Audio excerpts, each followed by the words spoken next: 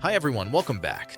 Today we're breaking down the basic financial concepts you must understand to build wealth, avoid debt, and control your money. We'll cover these concepts in simple language with clear examples. Let's begin our journey to financial literacy. First, let's talk about income. Income is simply the money you earn, and it comes in two main types, active and passive. Active income is what you get paid for working, like a salary or wages. Passive income, however, is money that comes in automatically, such as from investments, dividends, or rental properties. Wealth truly grows when your passive income increases, allowing your money to work for you. Next, a budget.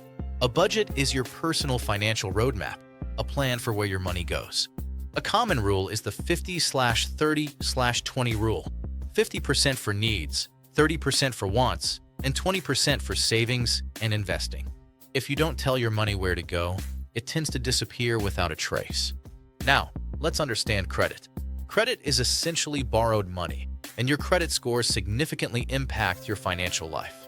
Good credit means lower interest rates and better opportunities, while bad credit leads to higher payments and unnecessary stress.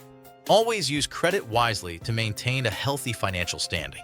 Interest is another crucial concept. When you borrow money, you pay interest.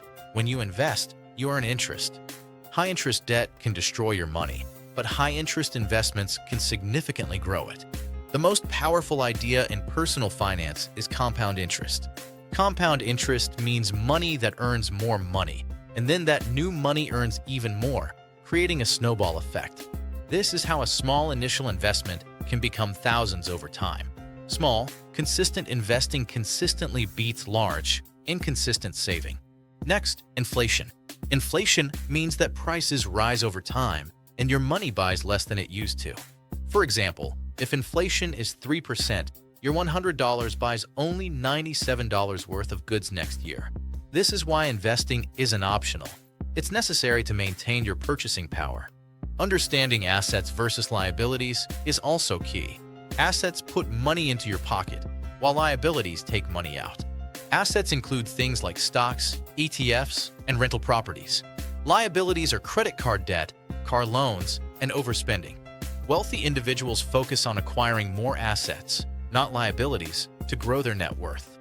Finally, let's touch on investing basics. Investing means putting your money somewhere with the expectation that it will grow over time. Common tools include stocks, index funds, ETFs, bonds, and real estate. The key is to start small, stay consistent, and let time work its magic.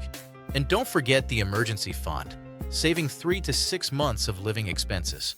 This fund protects you from unexpected problems and prevents you from falling into debt during tough times. These are the basic financial concepts you should understand to take control of your financial life. If you found this helpful, please like the video, subscribe for more content, and comment below. Teach me more finance basics. See you in the next one.